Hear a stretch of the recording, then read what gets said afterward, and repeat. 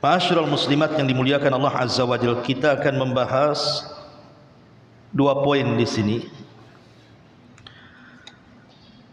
Pertama, kita akan membahas tentang faedah-faedah kematian orang-orang yang kita cintai.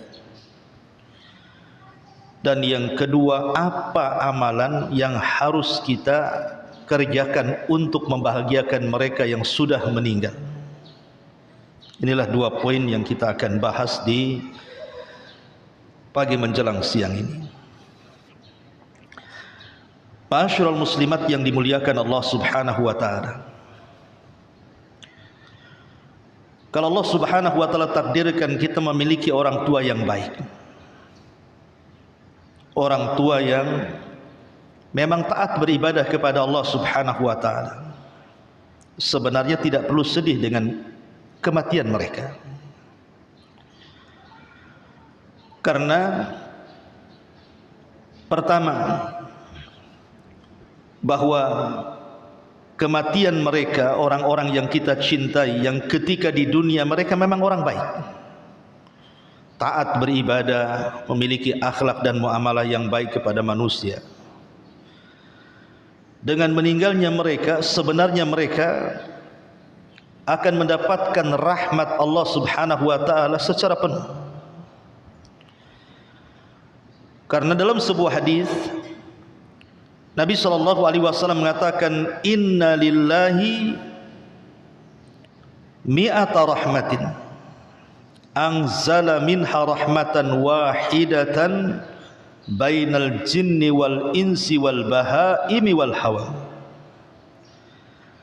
fabiha yata'atafuna wa biha yatarahamuna wa biha ta'tiful wahsyu ala waladiha wa akharallahu tis'an wa tis'ina rahmatan yarhamu biha ibadahu yaumal qiyamah. Kata Nabi SAW dalam sebuah hadis yang dikeluarkan Imam Muslim dari hadis Abi Hurairah radhiyallahu anhu, sesungguhnya Allah Subhanahu wa taala memiliki 100 rahmat.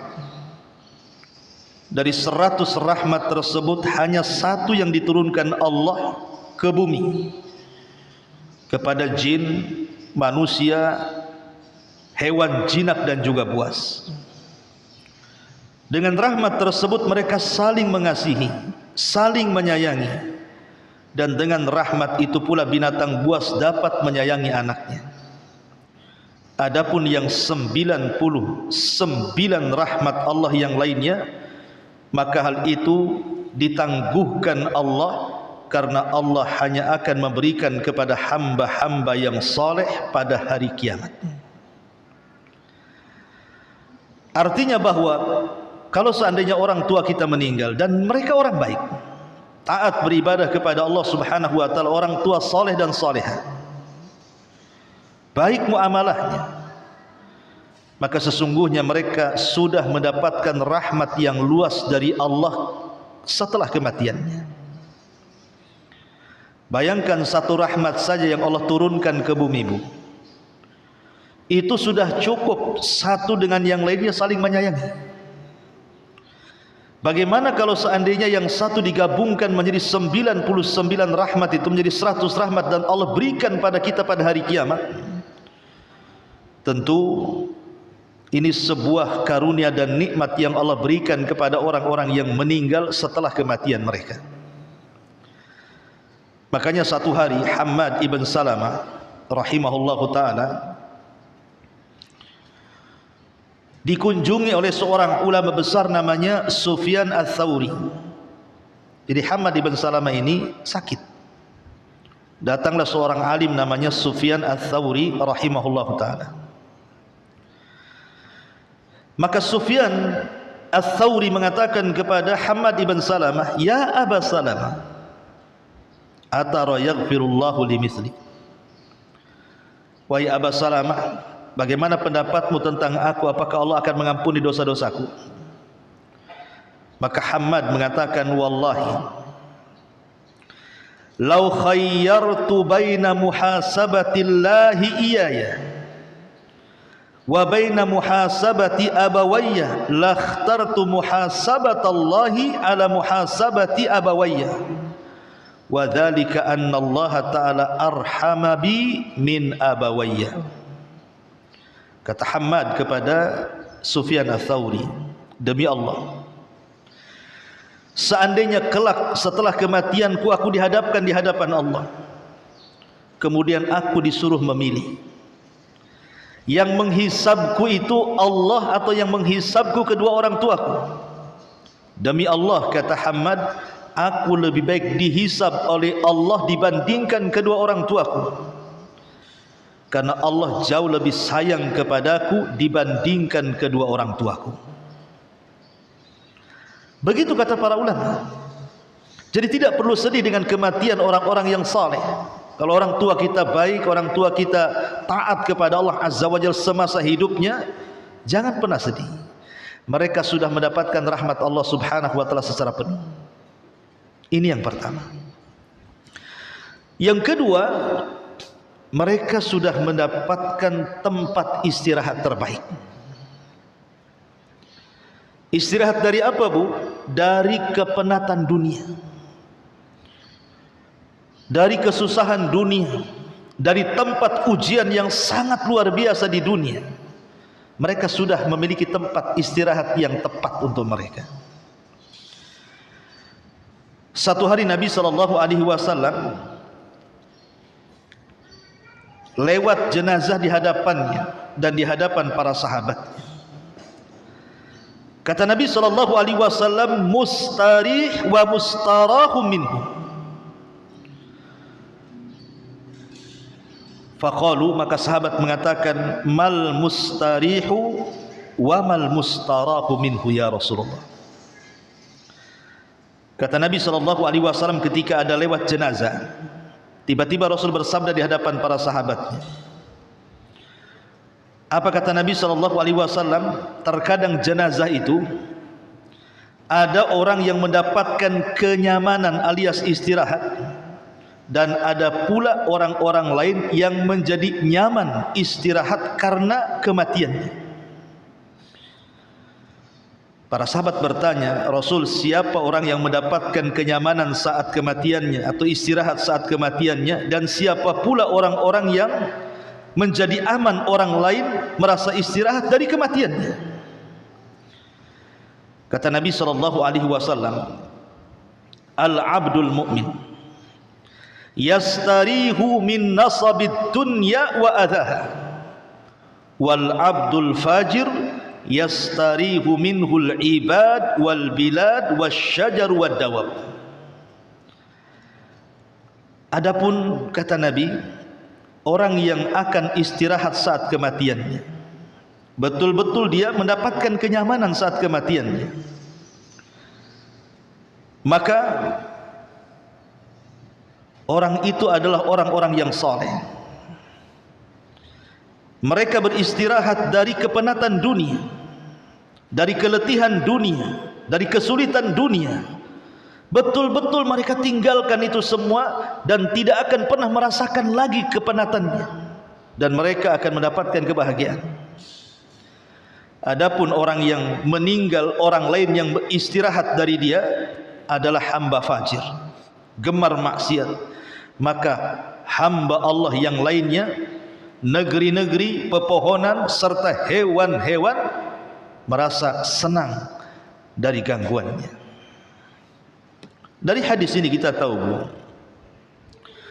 kalau seandainya orang tua kita ini meninggal dunia dan mereka orang-orang baik, orang-orang saleh, enggak perlu sedih, Bu. Mereka sudah beristirahat. Mereka sudah mendapatkan kenyamanan. Mereka tidak akan lagi tersentuh dengan kepenatan dunia. Mereka tidak akan stres, mereka tidak akan galau, mereka tidak akan tersentuh dengan bala. Enggak, mustahil.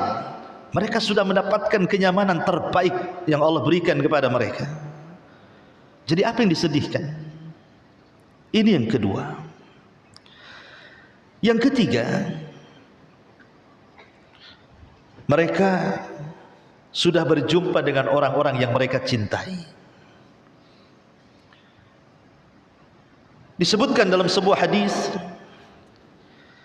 Dari hadis Abi Hurairah radhiyallahu anhu, Nabi sallallahu alaihi wasallam mengatakan, "Idza hudhiral mu'min atathu malakur rahmah biharirati bayda fayaquluna ukhruji radiyatan mardiyatan 'ank ila ruhillah wa raihan wa rabbun ghairi ghadban fatakhruju ka'atiya birihil miski hatta annahu la yunawiluhu ba'duhum ba'dha hatta ya'tuna bihi babas sama fayaquluna ma atyaba hadhihi ar-rih allati ja'atkum minal ardi faya'tuna bihi arwahal mu'minin falahum ashaddu farahan bihi min ahadikum bighaibihi yakdamu alaihi fayas'alunahu madza fa'ala fulan madza fa'ala fulan fayaquluna da'uhu fa innahu kana fi ghammid dunya. Kata Nabi sallallahu alaihi wasallam, apabila seorang mukmin ketika meninggal dunia, maka akan datang para malaikat rahmat dengan membawa sutra putih, dan mereka berkata, keluarlah dalam keadaan redha dan diridhoi menuju rahmat dan rezeki dari Allah yang sangat luas. Kemudian kembalilah menuju Rabb yang tidak akan murka lagi kepadamu. Kemudian ruh itu keluar, tiba-tiba mengeluarkan bau harum seharum misk. Kemudian sebagian malaikat memindah-mindahkan ruh tersebut kepada sebagian yang lainnya, sehingga para malaikat pembawa ruh tersebut menuju pintu langit. Dan mereka para malaikat yang berada di langit sana berkata, betapa wanginya bau orang ini yang kalian bawa dari bumi. Kemudian mereka pun membawanya kepada ruh-ruh orang-orang yang beriman. Dipertemukan ruh-ruh dengan orang-orang yang beriman yang sudah meninggal sebelumnya. Mungkin kalau suaminya dulu meninggal duluan, dan suaminya orang soleh, istrinya kemudian nyusul, dan istrinya juga solehah, itu akan ketemu turuhnya tuh. Atau dengan saudara-saudara kita yang seiman, dengan pasangan-pasangan kita yang saleh dan saleh, akan ketemu tuh nanti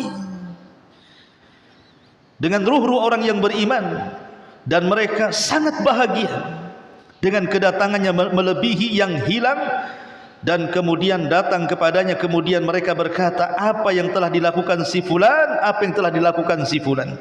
Kemudian mereka berkata, biarkanlah dia, istirahatkan dulu dia, jangan ganggu dulu dia, sesungguhnya dia masih merasakan kegundahan dunia, katanya. Artinya apa yang disedihkan lagi kematian orang tua kita kalau mereka orang baik, kalau mereka orang saleh, kalau mereka orang yang taat kepada Allah dan Rasulnya, mereka sudah berjumpa dengan orang-orang yang mereka cintai. Jadi kalau seandainya ibu suaminya meninggal dunia, jangan ibu lah, yang lain aja. Nanti betul-betul pula besok meninggal pula. Contoh umpamanya yang lain, ya. Ada seorang istri meninggal suaminya taat, soleh, baik.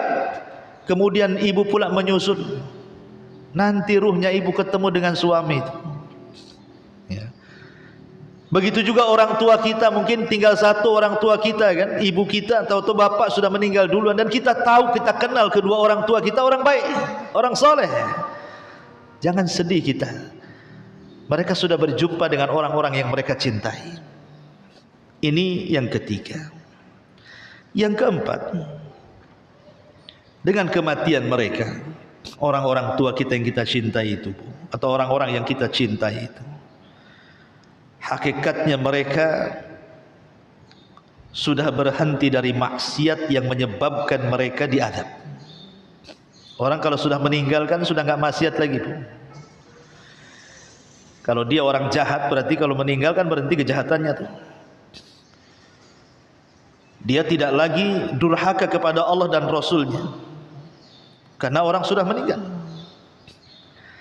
Tapi kalau seandainya mereka orang baik, Bu, mereka orang baik, orang tua kita ini orang baik, minimalnya mereka pulang membawa kebaikan mereka. Karena percuma juga kalau seandainya usia kita dipanjangkan, usia orang tua kita dipanjangkan, usia pasangan kita dipanjangkan. Kalau usia itu tidak berkah, dipenuhi dengan maksiat, mati lebih baik daripada hidup lama kemudian penuh maksiat, kan? Makanya Nabi SAW mengatakan dalam sebuah hadis yang dikeluarkan Imam Tirmidzi, khairun nasi man tala umruhu wa hasuna amaluhu. Sebaik-baik manusia, kata Rasul, orang yang dipanjangkan umurnya, baik pula lah amalannya. Kata Nabi SAW, wa syarrun nas man tala umruhu wa sa'a amaluhu. Dan seburuk-buruk manusia adalah yang dipanjangkan umurnya, jelek pula amalannya. Kalau seandainya orang tua kita ini dipanjangkan umur dan mereka orang baik, alhamdulillah, berarti ada kesempatan mendapat pahala. Tapi kalau mereka orang jahat, dipanjangkan pula umurnya, makin banyaklah dosa dia. Kalau seandainya meninggalkan kejahatannya, bersyukurlah supaya orang tua kita tidak banyak hisab pada hari kiamat, itu maksudnya. Ma'asyiral musliman wal muslimat rahimani wa rahimakumullah. Ini yang keempat. Kemudian yang kelima, hakikatnya mereka sudah mendapatkan balasan terbaik. Jadi kalau orang yang kita cintai atau orang tua kita meninggal, kita kenal orang tua kita itu rajin puasa, rajin sholat, rajin sedekah, baik dengan manusia, akhlaknya juga oke, ketaatannya luar biasa. Hakikatnya dengan kematian mereka itu, mereka sudah mendapatkan balasan dari Allah Azza wa Jalla. Lalu apa yang kita sedihkan? Di dalam surah Fussilat ayat 30, Allah Subhanahu wa taala berfirman, innal ladzina qalu rabbuna Allah tsumma istaqamu tatanazzalu alaihimul malaikatu alla takhafu wa la tahzanu wa abshiru bil jannati allati kuntum tu'adun. Sesungguhnya orang-orang yang mereka mengatakan Rabb kami Allah, kemudian mereka istiqomah, maka saat kematiannya para malaikat akan turun, kemudian akan menghembus-hembuskan bisikan di telinganya, jangan takut, jangan sedih, berbahagialah karena Allah sudah janjikan sorga kepadamu. Jadi kalau orang yang kita cintai meninggal dunia dan mereka orang baik, apa yang disedihkan? Mereka sudah dapat balasan kebaikan mereka. Yang kita sedihkan itu kalau orang tua kita jahat kemudian meninggal. Itu yang kita sedihkan. Nanti kita sebutkan nanti di pembahasan terakhir amalan-amalan yang bisa menolong mereka. Ini kita masih cerita orang tua baik nih, ya. Kalau kita dianugerahkan orang tua baik, pasangan baik, saudara baik, tiba-tiba mereka meninggal dunia, tidak perlu ditangisi, karena mereka sudah mendapatkan ganjaran terbaik di hadapan Allah Subhanahu wa taala. Boleh jadi mereka jauh lebih baik kematiannya dibandingkan kita yang belum mati. Itu masalahnya. Jadi kita harusnya menangisi kita, jangan menangisi orang yang sudah meninggal. Kadang-kadang orang meninggal itu lebih baik yang kita tidak tahu amalan mereka apa. Ini yang kelima ya. Yang keenam, hakikatnya mereka sudah berjumpa dengan Allah Azza wa Jalla, dan semua akan berjumpa dengan Allah. Nabi SAW bersabda dalam sebuah hadis yang sahih dari Ummul Mukminin Aisyah radhiyallahu anha. Apa kata Rasul? Man ahabba liqa Allah ahabballahu liqa'ah, wa man kariha liqa Allah karihallahu liqa'ah. Barang siapa yang rindu ketika di dunia ingin berjumpa dengan Allah, maka Allah akan senang berjumpa dengan dia. Tapi siapa yang benci berjumpa dengan Allah ketika di dunia, Allah pun akan murka kepadanya. Apa maksudnya? Aisyah Ummul Mukminin radhiyallahu anha bertanya kepada Rasul soal kalimat ini. Apa kata Aisyah radhiyallahu anha? Qalat Aisyatu, inna la naqrahul mauta ya Rasulullah. Rasul, bukankah kita semua ingin menghadapi kematian itu, semua takut? Kita loh dengan kematian semua orang takut. Wajaat sakratul maut bil haq dzalika ma kunta minhu tahid. Sakaratul maut itu sesuatu yang ditakutkan manusia. Itulah manusia lari, jangan sampai terkena sakaratul maut. Kok Rasul mengatakan siapa yang ingin berjumpa dengan Allah dan senang berjumpa dengan Allah, Allah akan senang berjumpa dengan dia? Apa maksudnya ini? Kita semua benci dengan kematian, kata Aisyah. Qala, maka Rasul mengatakan, laisa dzalik walakinnal mu'min idza hadarahul maut busyira biridwanillahi wa karamatihi. Bukan itu maksudnya wahai Aisyah, kata Rasul. Tapi seorang mukmin apabila datang kematian kepadanya, maka akan diberikan kabar gembira oleh Allah dengan kemuliaan dan karamahnya. Falaisa syai'un ahabbu ilaihi mimma amamahu. Ketika itu seorang mukmin tidak akan senang dan bahagia kecuali melihat apa yang ada di hadapannya.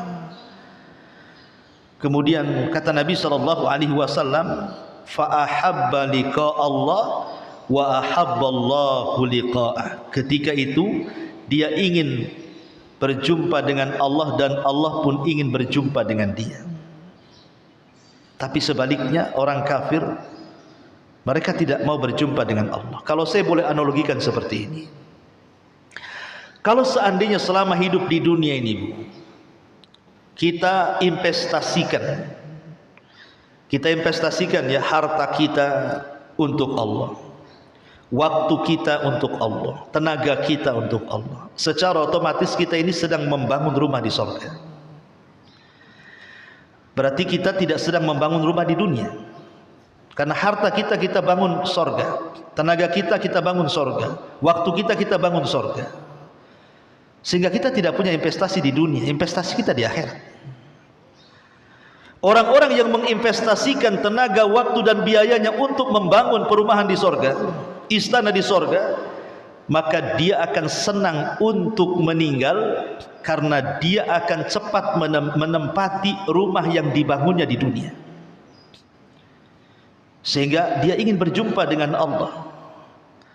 Tapi kalau kehidupan dia ini investasinya di dunia semua, tenaganya untuk dunia, waktunya untuk dunia, hartanya untuk dunia, dia beli ladang sak luas-luasnya, rumah sak besar-besarnya, kendaraan sak mewah-mewahnya. Ketika kita meninggal, berarti kita meninggalkan dunia.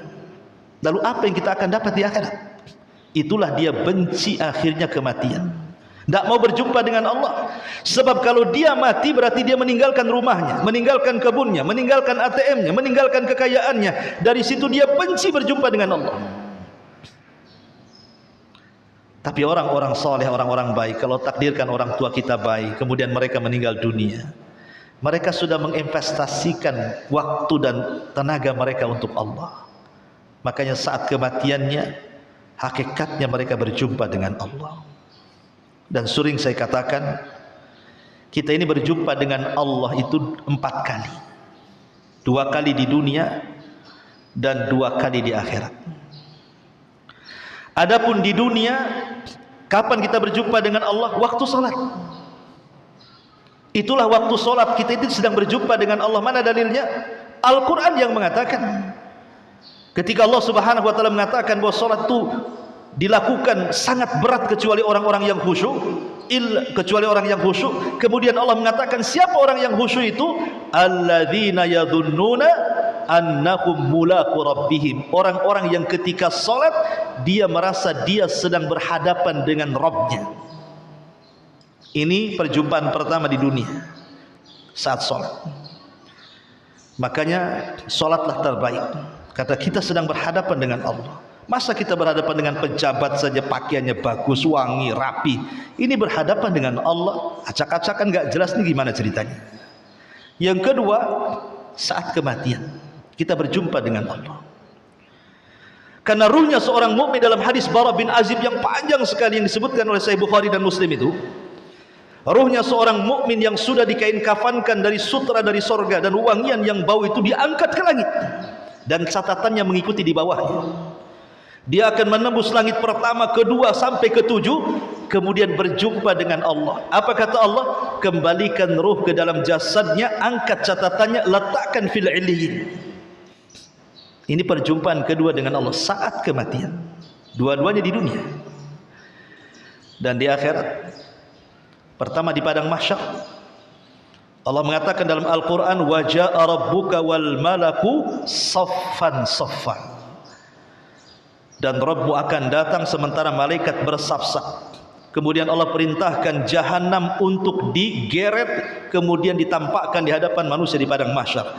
Kata Rasul, jahanam itu memiliki 70.000 tali kekang. Setiap satu tali kekang digeret 70.000 malaikat. Di situ manusia akan memandang Allah. Dan yang terakhir tentu di surga. Itulah yang disebutkan dalam Al-Quran az-ziyadah, tambahan nikmat yang lebih nikmat dibandingkan surga itu sendiri, perjumpaan kita dengan Allah. Ini yang keenam.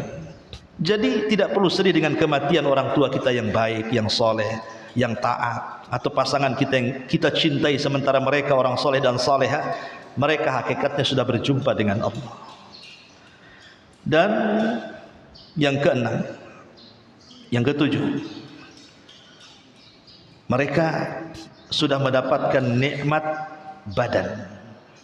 Kita belum mendapatkan nikmat badan di dunia. Karena kita di dunia ini nikmat sebentar, susahnya banyak. Tertawa sebentar, sedihnya banyak. Berkumpul sebentar, pisahnya banyak. Itulah orang hidup di dunia.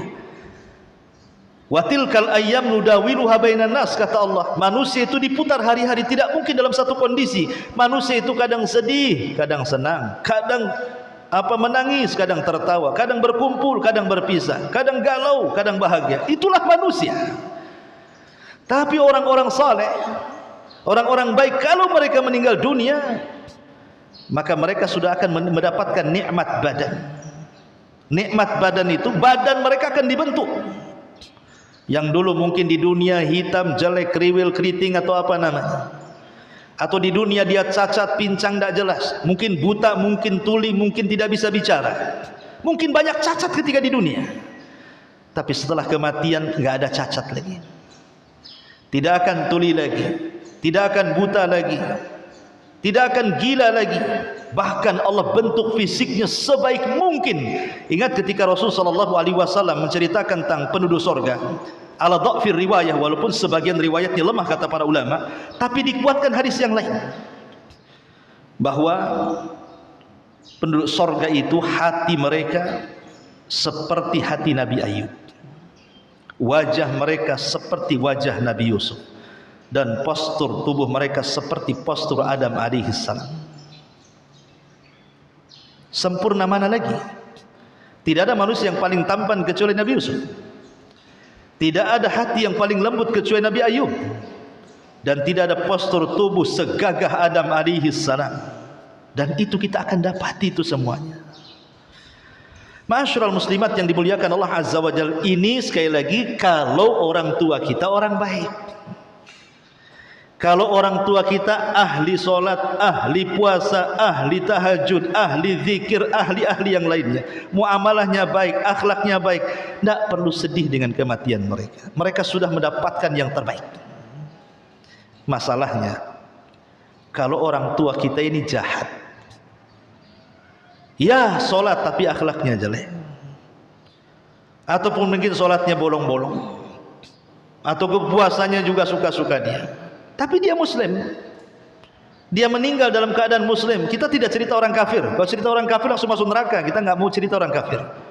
Orang kafir, orang musyrik, orang murtad, munafik, keyakinan itu semua masuk neraka, kekal di dalamnya, nggak ada cerita. Kita cerita ini orang tua kita muslim, tapi mungkin imannya suka kurang ketika di dunia, masih melakukan maksiat. Ini yang perlu kita khawatirkan. Kalau kita punya orang tua yang kurang-kurang bahasanya, kurang ibadahnya, kurang taatnya, banyak maksiatnya, lah inilah yang harus kita khawatirkan, yang harus kita sedihkan. Lalu bagaimana caranya menolong mereka supaya mereka bahagia? Ma'asyiral muslimin yang dimuliakan Allah Subhanahu wa taala, ingat bahwa birrul walidain, berbuat baik kepada orang tua itu tidak terputus karena kematian. Walaupun sebaiknya kalau memang ibu masih punya orang tua, walaupun satu lah, tidak dua, jaga mereka. itu pintu sorga dalam rumah. Terkadang orang cari sorga keluar ke sana kemari, tahu-tahu sorganya pula di rumah. Makanya Hasan Al-Basri pernah menangis, Bu. Ketika mengajar dia menangis, Imam Hasan Al-Basri itu. Jadi murid-muridnya bertanya, "Ya Imam, wa ma yubkik? Apa yang membuat Anda menangis, wahai Imam?" Kata Imam Hasan Al-Basri, "Celaka kalian, baru saja orang tuaku meninggal. Dan sekarang tinggal satu.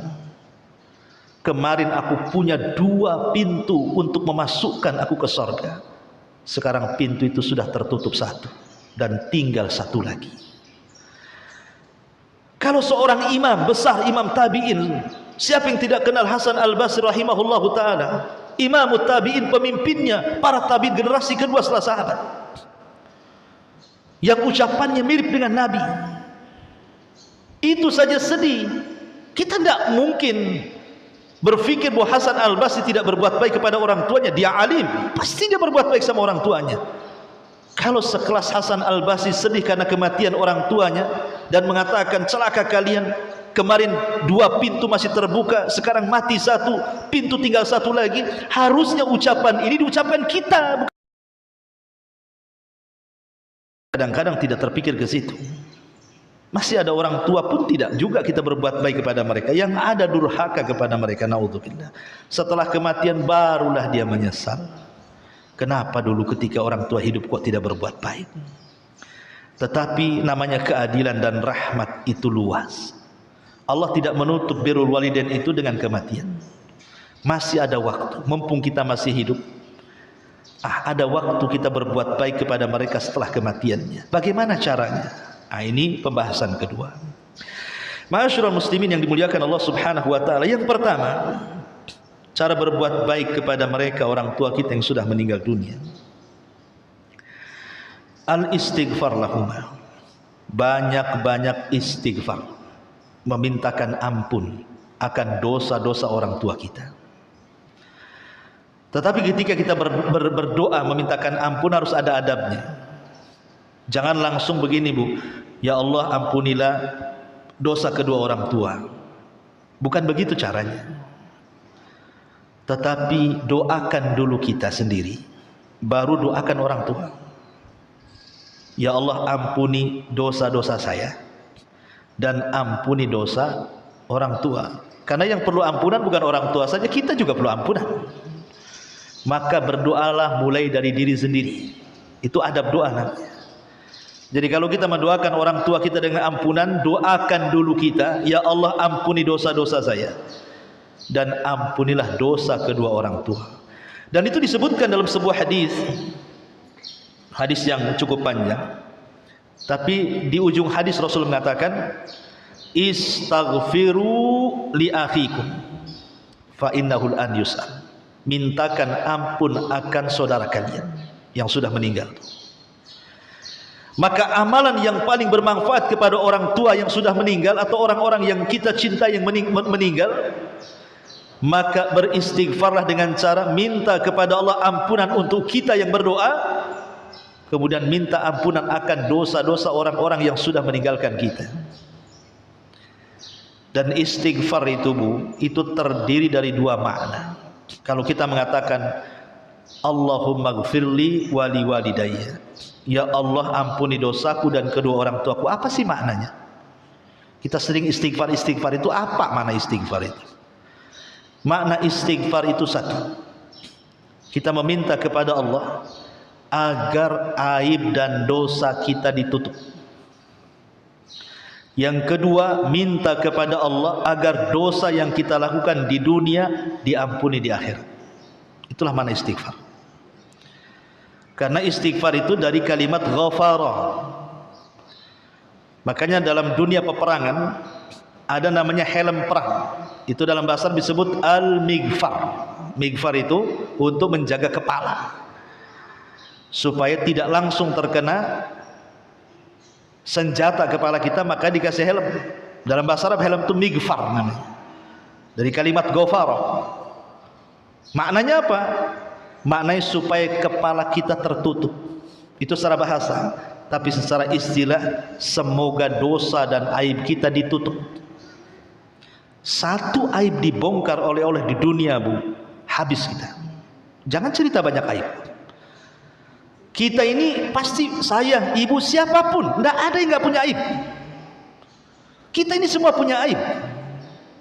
Ada yang kita tutup-tutupi bahkan kepada orang terdekat kita, kepada istri kita, anak kita, orang tua kita. Terkadang kita malu kalau seandainya aib kita terbongkar kepada mereka. Makanya kenapa Nabi SAW mengatakan, man satara musliman satarahullahu yaumal qiyamah. Siapa yang menutup aib seorang muslim, Allah tutup aibnya pada hari kiamat. Karena kalau satu aib aja dibongkar, habis kita ini. Lihat tuh, kita lihat sekarang kan dunia medsos tuh. Mungkin ada seorang pejabat keceletot ngomong, akhirnya diviralkan netizen. Yang tadinya dipuji-puji, habis dimaki-maki. Itu baru satu aib, keceletot ngomong tuh. Salah ngomong, salah bicara, tapi udah dibully satu Indonesia tuh, netizen tuh, kelas kakap tuh. Indonesia kan paling tinggi tuh netizennya, paling luar biasa, itu paling jahat, ya kan. Kalau sudah dibully netizen Indonesia, Israel aja tumbang kan. Ya. Ma'asyiral muslimin wal muslimat rahimani wa rahimakumullah. Jadi ketika kita memintakan ampun kepada diri kita dan orang tua kita, maknanya, ya Allah, tutupi aib kita di dunia dan tutupilah aib orang tua kita. Jangan sampai keburukannya dibicarakan orang. Kalau orang baik, tentu orang-orang itu memuji dia lah kan gitu. Tapi sekali orang tua kita ini jahat kemudian meninggal, ada orang yang senang akhirnya puas lah. Saya meninggal dia itu puas sekali saya. Sudah terbalaskan dengan kematiannya katanya kan. Kita minta supaya di dunia orang tua kita tidak dibicarakan buruk sama orang. Sudahlah, cukup, dia sudah meninggal, sudah. Nanti urusan dia dengan Allah. Yang kedua, kita minta dengan istighfar itu agar kita yang meminta kepada Allah, dosa-dosa kita selama di dunia, Allah tidak azab kita. Dan dosa-dosa orang tua kita yang sudah meninggal dunia atau pasangan-pasangan yang kita cintai ketika di dunia, jangan sampai Allah azab. Ampuni mereka. Itulah mana istighfar. Jadi penting, ini yang pertama. Minta kepada Allah Subhanahu wa taala agar mereka diampuni. Satu. Yang kedua, al-infad atau infadhu ahdihima min ba'dihima. Sekiranya orang tua kita punya wasiat, sebelum meninggal dia punya wasiat, tapi wasiatnya bagus. Kalau wasiatnya jahat, jangan dilakukan. Kalau wasiatnya tidak benar, jangan dilaksanakan. Tapi kalau wasiatnya baik, lakukan. Umpamanya orang tua sudah sebelum meninggal, karena dia punya harta banyak, nah saya ada harta, jangan untuk waris semua ya, itu sumbangkan tuh sebagian harta untuk fakir miskin, untuk pembangunan masjid, untuk ini, untuk itu. Ini kan wasiat baik, maka sempurnakan wasiat itu. Tetapi ingat, walaupun orang tua minta separuh harta, tidak boleh diberikan semuanya, karena wasiat itu paling banyak sepertiga saja. Jangan sampai mendolimi ahli waris. Walaupun orang tuanya berwasiat semua hartanya diinfakkan, tidak boleh. Atau separuh hartanya diinfakkan, tidak boleh. Kita selaku ahli waris cukup keluarkan sepertiga saja, 2/3 untuk ahli waris. Jangan sampai ahli waris jadi pengemis, jadinya habis hartanya. Ini yang kedua. Apalagi kalau wasiatnya bukan harta, seperti yang dilakukan siapa? Umar bin Abdul Aziz rahimahullahu ta'ala. Bayangkan kematiannya, tidak membawa harta, padahal dia orang nomor 1 khalifah, tapi meninggal tak bawa harta, hanya beberapa dinar saja dia bawa. Tapi apa katanya Umar bin Abdul Aziz kepada anak-anaknya? Aku tidak pernah meninggalkan harta untuk kalian, karena kalau seandainya aku tinggalkan harta kepada kalian dan kalian menjadi orang jahat, maka aku menjadi wasilah kejahatan kalian.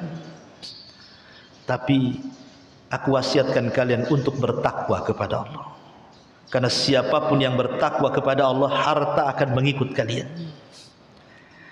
Subhanallah, wasiat Umar bin Abdul Aziz. Ketika sudah meninggal, anak-anaknya baik-baik, bahkan anaknya kaya-kaya, bahkan sebagainya para penyumbang untuk para mujahid fisabilillah, padahal bapaknya tidak mewariskan sedikit pun harta. tapi anak-anaknya mendengar wasiat bapaknya untuk bertakwa. Itulah yang Allah katakan, wa man yattaqillaha yaj'al lahu makhraja wa yarzuqhu min haitsu la yahtasib. Siapa yang bertakwa kepada Allah, Allah akan urai setiap kesulitannya dan Allah akan berikan rezeki dari arah yang tidak disangka-sangka. Nah, kalau wasiatnya seperti itu, mantap lagi, ya. Ini yang kedua. Yang ketiga, ikram sadiqihima.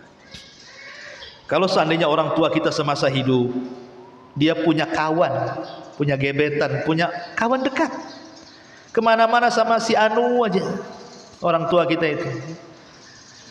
Ketika orang tua kita meninggal dunia, maka hubungkan silaturahim yang pernah dihubungkan orang tua kepada dia, walaupun dia jauh tempatnya. Datang, kasih hadiah. Maaf Pak, saya ini anaknya si Anu. Si Anu kan kawan bapak. Iya, saya kasih hadiah. Tolong doakan bapak saya. Begitu caranya. Dan itu dilakukan Umar bin Khattab radhiyallahu anhu dan juga putranya Ibnu Umar radhiyallahu anhu. Sampai-sampai Ibnu Umar itu berjumpa dengan Arab Badui setelah kematian ayahnya Umar bin Khattab. Tiba-tiba hartanya dikasih semua, unta-untanya dikasih dia. Zaman dulu kan kendaraannya unta, bukan hanya pakaiannya, uang untanya ambil. Jadi kata muridnya Ibnu Umar itu, ya Ibnu Umar, cukuplah kau kasih serban, itu Arab Badui itu. Dia senang itu. Kenapa kau kasih semua sama dia, katanya. Ibnu Umar mengatakan, celaka engkau. Dia adalah orang yang ketika bapakku hidup, dia suka dengan dia. Makanya aku kasih. Seperti itu. Ini birrul walidain ketika kematian. Karena kalau seandainya kita baik dengan kawan-kawan orang tua kita, dia akan mendoakan bapak kita, akan mendoakan emak kita, akan mendoakan orang-orang yang kita cintai. Ini yang ketiga. Yang keempat, kata para ulama, as-sadaqatu fihima, bersedekah untuk keduanya. Dari semua amalan yang tidak ada perselisihan ulama sampai atau tidak sampai, hanya ada dua. Dari semua amalan yang pahalanya akan sampai kepada orang mati tanpa ada khilaf ulama, tidak Syafi'i, tidak Hambali, tidak Hanafi, tidak Maliki, semua madhab sepakat, hanya ada dua. Pertama doa, dan tadi saya sudah jelaskan doa istighfar, dan yang kedua sedekah. Adapun yang lainnya diperselisihkan para ulama. Ada yang mengatakan sampai, ada yang mengatakan tidak. Seperti pahala baca Quran, perselisihan ulama. Ada yang mengatakan sampai, ada yang tidak. Seperti menghajikan orang tua, ada yang sampai, ada yang tidak. Seperti berkorban untuk orang tua, ada yang mengatakan sampai, ada yang mengatakan tidak. Pokoknya yang lain diperselisihkan ulama. Kita tidak membahas perselisihan, tapi kita cerita yang disepakati saja, biar enak, jelas kalau kita beramal sampai, gitu maksudnya. Sedekah. Dan kalau bisa sedekah itu yang sifatnya mengalir. Seperti apa? Wakaf. Itu wakaf itu mengalir tuh. Pamannya bangun masjid, ya. Masjid kan dipakai terus. Bangun madrasah, bangun pesantren, yang sifatnya dipakai terus. Tapi kalau ngasih makan habis gitu saja. Ya. Tapi kalau kita infaknya yang sifatnya mengalir terus-terusan dipakai, pemanya sajadah untuk masjid, mushaf Al-Quran ditaruh di masjid dibaca terus sama orang kan itu ya. Itu sedekah terbaik. Cari sedekah-sedekah itu yang mengalir, yang terus-terusan terpakai dan manfaatnya dirasakan orang banyak. Ya wakaf mushaf Quran, sajadah atau pembangunan masjid, pembangunan madrasah yang sifatnya itu dipakai lama. Itulah yang manfaatnya tinggal ngalir. Bukan berarti kalau sedekah kepada fakir miskin ini mengalir juga. Nah, tetapi kan ya manfaatnya tidak banyak kan begitu ya. Kecuali kalau seandainya kita ambil orang miskin, kita sekolahkan. Kamu mondok di sana nak, saya yang biayai. Ini pahalanya saya transfer untuk orang tua saya. Akhirnya anak itu di pesantren pinter, jadi ustadz, akhirnya berdakwah. Selama dia berdakwah, kemudian banyak pengikutnya, maka dia dapat pahala dan pahalanya akan ditransfer kepada orang yang meninggal itu. Nah, kalau itu juga sedekah jariah juga tuh, karena menyebarkan ilmu yang bermanfaat namanya. Intinya sedekah yang terus mengalir. Ini untuk kebaikan kedua orang tua kita di sana atau orang-orang yang kita cintai. Ma'asyiral muslimin wal muslimat rahimani wa rahimakumullah. Termasuk juga kalau seandainya Allah takdirkan orang tua kita ini pulang membawa hutang, meninggal membawa hutang. Hutang itu kan macam-macam Bu ya. Ada hutang ya uang, itu banyaknya gitu ya. Ada hutang nazar, ada hutang kafaroh, macam-macam hutang dalam Islam. Kalau itu hutang-hutang yang sifatnya nazar, umpamanya dia pengen puasa keburu meninggal, ya anaknya mempuasakan. Ya. Kalau dia kafaroh, umpamanya orang tua kita ini semasa hidupnya ketika Ramadan melakukan hubungan dengan istrinya, otomatis kan ada kafarohnya di situ tuh. Memerdekakan budak, kalau tidak bisa berpuasa 3 bulan berturut-turut, kalau tidak bisa 2 bulan berturut-turut, kalau tidak bisa ngasih makan 60 fakir miskin. Belum dilaksanakan kafaratnya, meninggal dia, anaknya yang melaksanakan kafarat. Atau mungkin membayar hutang, tetapi ingat bahwa membayar hutang orang yang mati itu bukan sebuah kewajiban anak kecuali dari harta yang meninggal. Maksudnya begini, kalau orang tua kita meninggal, hartanya banyak, ya, hutangnya juga banyak. Anggaplah hutangnya 1 miliar, hartanya 2 miliar, maka wajib dikeluarkan 1 miliar, bayarkan hutang itu. Yang 1 miliar itulah jadi harta warisnya.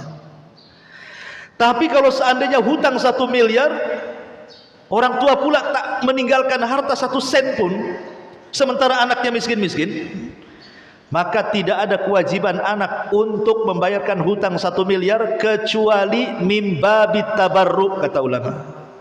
Hanya sekedar ingin berbuat baik sama orang tua, tapi bukan kewajiban. Karena kalau anak sudah punya anak, istri punya ini, kewajibannya sudah beda, bukan bayar hutang orang tuanya, ya. Tetapi kalau ingin membayarkan orang tuanya, itu lebih baik. Itu namanya tabarruk, tapi bukan kewajiban. Jadi membayar hutang itu dari harta waris. Kalau tidak punya waris, maka itu tidak wajib, tetapi hukumnya sunnah tabarruk namanya. Istilah para ulama itu tabarruk, hanya berbuat baik saja. Kalau kita ada uang, ya kita bayar sebagai anak, tapi bukan sebuah kewajiban. Karena kalau hutangnya besar, dia bisa madaratkan anaknya, istrinya, keluarganya, dan yang lainnya, kan begitu. Nah, itu catatan juga di situ harus dipahami. Ma'asyiral muslimin wal muslimat rahimani wa rahimakumullah. Dan yang terakhir, tentunya juga doa yang terbaik. Macam mana lafadznya? Bagaimana caranya kita berdoa untuk orang tua kita yang meninggal itu? Apa yang harus kita minta kepada Allah untuk mereka?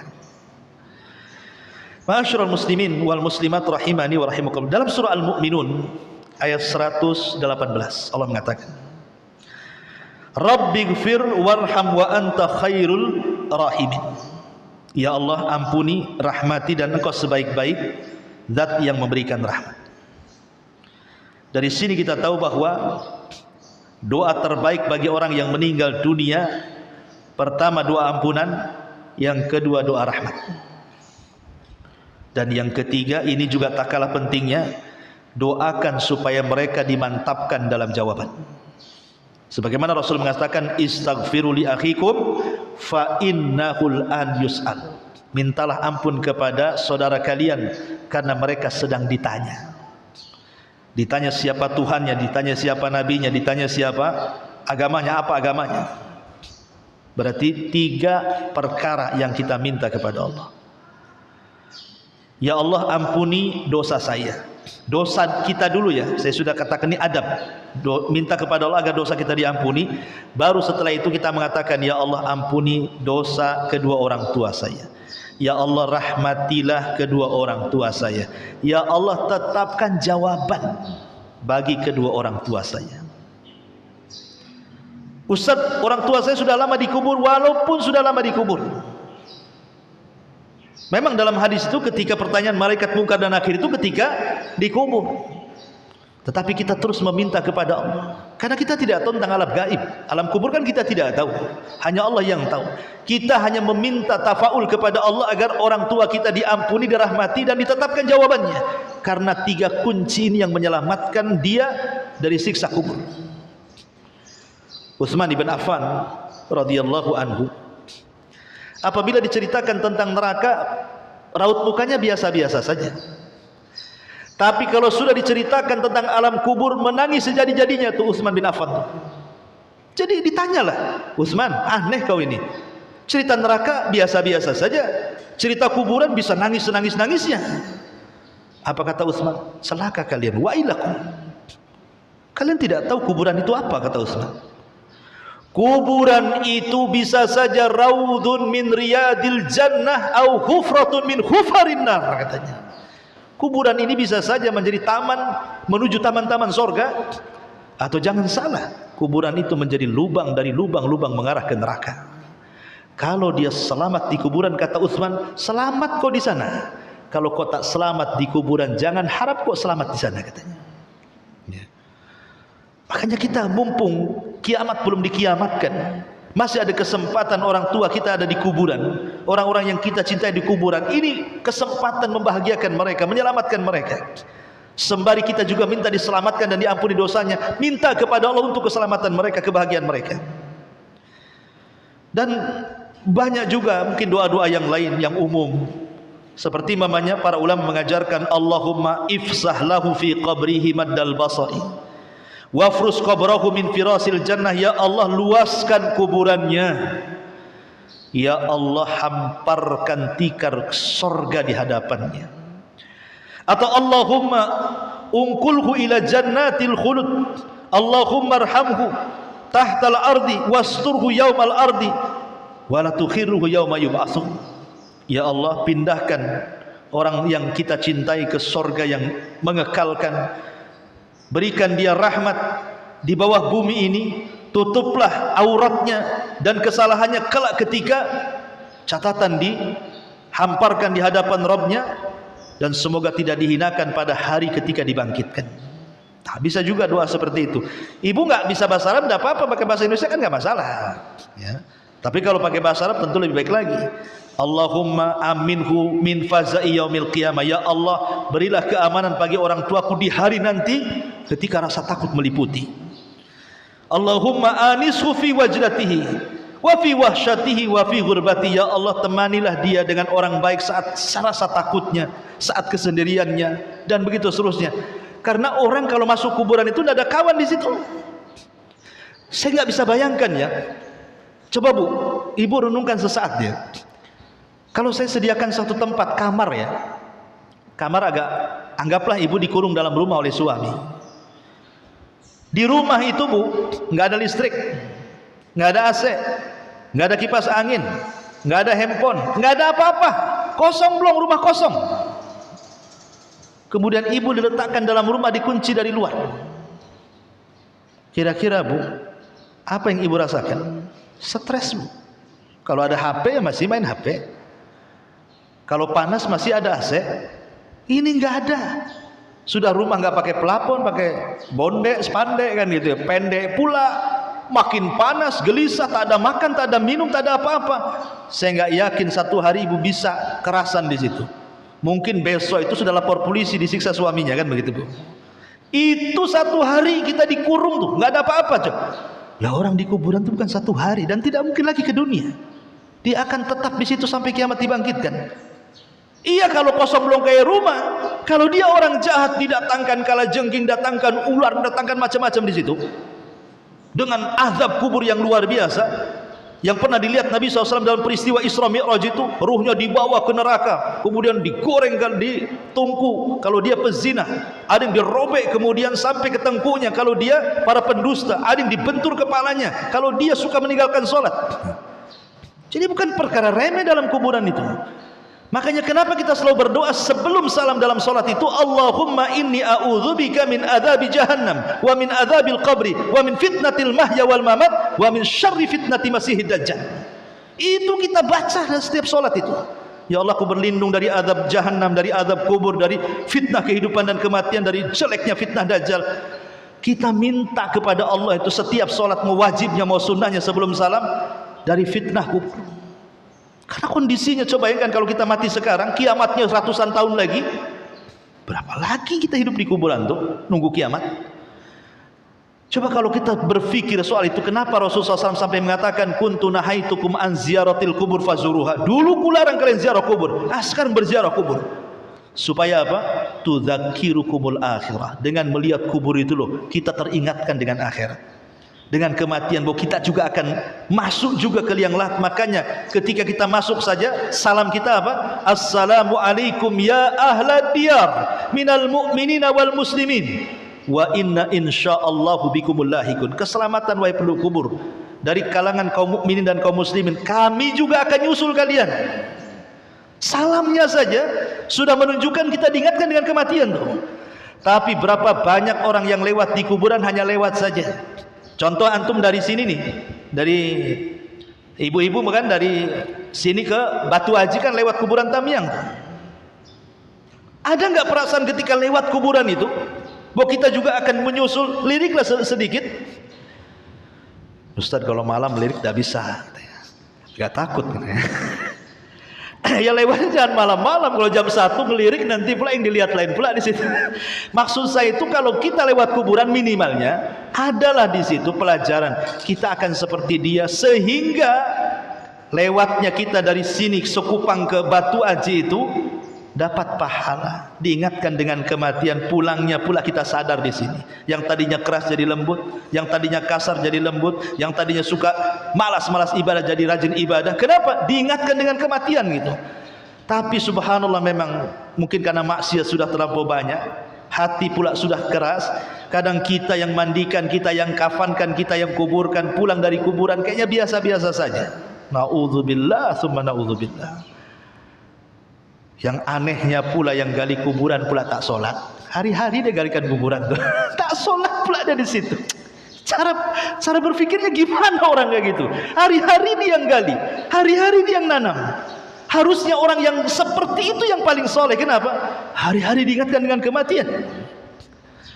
Lah ini hal-hal yang seperti ini kadang-kadang adalah pada hati kita. Boleh jadi kerasnya hati. Kenapa hati keras? Banyak maksiat itu saja sebenarnya. Kalau kurang-kurang maksiat, insya Allah hati makin lembut-lembut. Karena maksiat itu menodai titik hitam. Satu maksiat, satu titik hitam. Dua maksiat, kalau ribuan maksiat, titik hitamnya juga ribuan dalam hati. Kalau sudah seperti itu, kata Allah, kalla bal rana ala qulubihim. Kalau sudah ron, menutup hati, udah, dia tidak akan memandang yang ma'ruf itu ma'ruf, dan tidak akan memandang yang mungkar itu mungkar. Naudzubillah. Inilah diantara